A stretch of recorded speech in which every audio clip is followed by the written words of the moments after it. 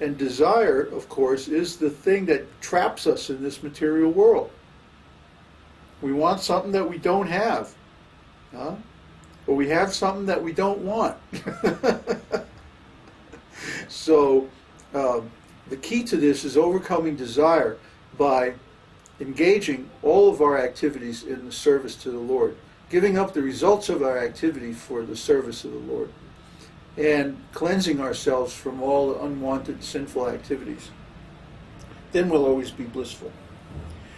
This joyous life is attained by one's reaction to reading Bhagavad Gita or Srimad Bhagavatam, or else from associating with persons who are very interested in the spiritual life of Krishna consciousness, specifically those who have made the determination to achieve the favor of Govinda by being engaged in transcendental loving service at his lotus feet. Vyabhicārī-bhāva-buddhi.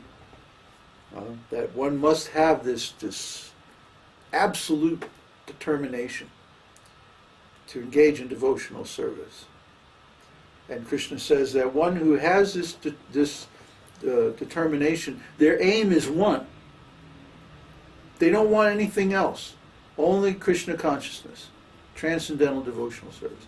The intelligence of those who are irresolute is many-branched. In other words, their mind is scattered all over the place. Their attention, their consciousness is fragmented among many, many, many different aims. I want to try this, but no, I want to do that. But then I want this, but then I want some of that too. And then I want to go over here, but no, actually I want that. And this and that. And their mind is just like scattered. Their attention is scattered. And because their desire is multiple, see, that means that their consciousness is fragmented. And when consciousness is fragmented, it loses many of its transcendental attributes and becomes easily covered over by material things like desire, attachment, projection, possession, so many things. So the key to having the full power of consciousness at our disposal is to unify the consciousness by having one single aim.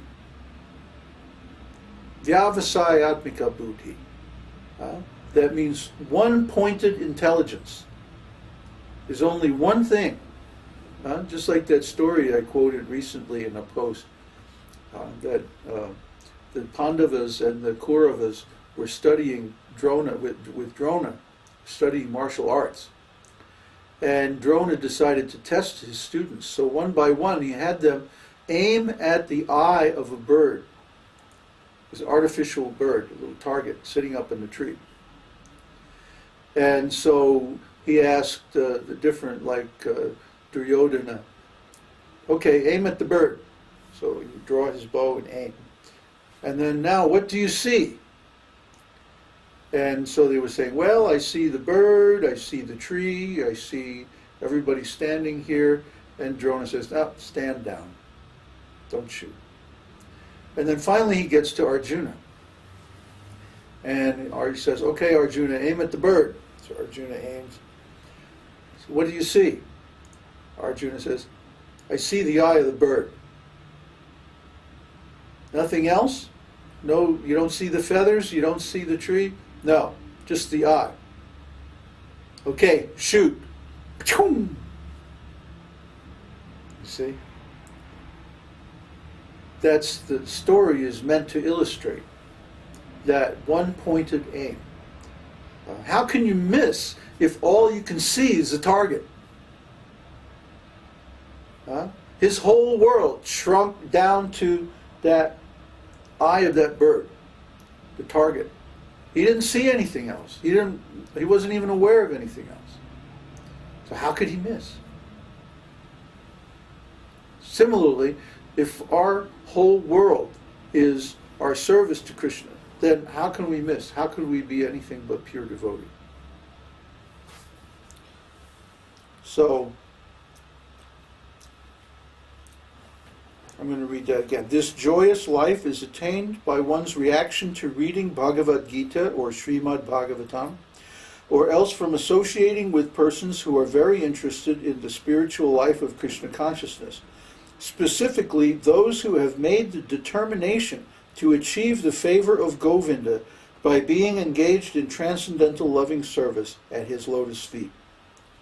Being encouraged by such a feeling, one who is constantly engaged in discharging the regulative principles of devotional service in such a way as to please the Supreme Personality of Godhead, develops two principles of compelling force, which come under the heading of vibhāva. Thus, one enjoys transcendental bliss. Now, he's going to explain this when he gets around to explaining vibhāva. But basically, vibhāva is the transcendental qualities of Sri Krishna that attract the attention and the love, admiration of the devotee. And also the other component is the nature of the devotee himself, who responds to those qualities. So Sri Krishna manifests different qualities in different forms to attract the different types of devotees who are attracted to those different qualities. It's not that he manifests all of his qualities in any one of his forms.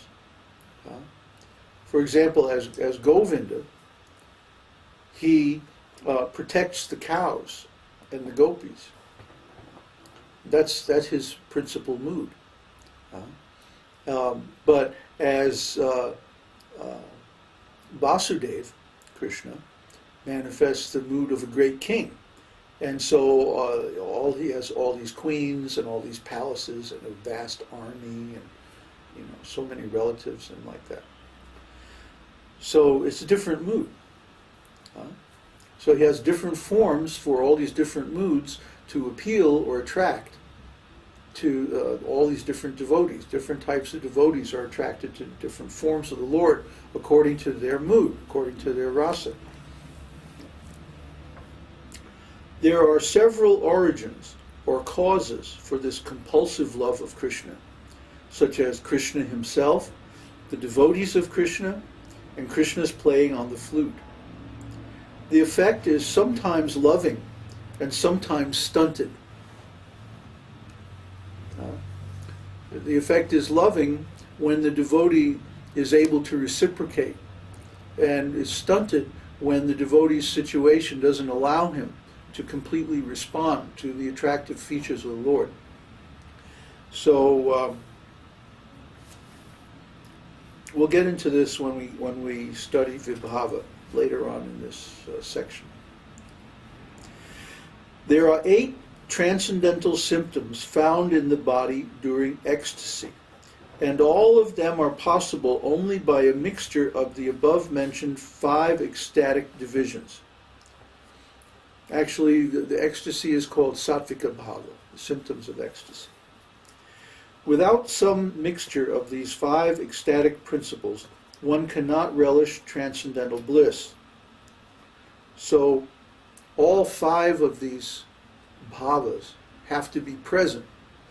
And as we go through the book, you'll see he presents many, many, many examples from the scriptures of situations that occurred in Krishna's pastimes that illustrate these relationships between Krishna and his devotees.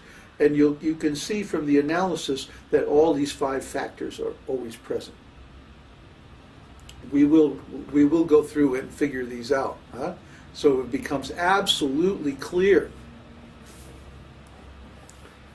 Okay, so now he's going to talk about vibhāva. The cause or basis for relishing transcendental mellow is exactly what we mean by vibhāva. This vibhāva is divided into 2, namely basic and impelling, or impetus giving. You have a misunderstood word? Impelling? Impelling. Yeah, he explains it in the next sentence. Impetus giving impetus. Impetus means the force that starts something going. Oh, okay. Like a push. Well, exactly. Where was I? This vibhāva is divided into two, namely basic and impelling or impetus giving. In the Agni Purana, the description of vibhāva is given as follows. The basis from which ecstatic love is born is called vibhāva, which is divided into two, basic and impelling. In other words, there are two kinds of ecstatic love. The object of basic ecstatic love is Krishna and his devotee. Lord Krishna is the object of basic ecstatic love, and his pure devotee, the reservoir of such love, is the object of impelling ecstatic love. Impelling ecstatic love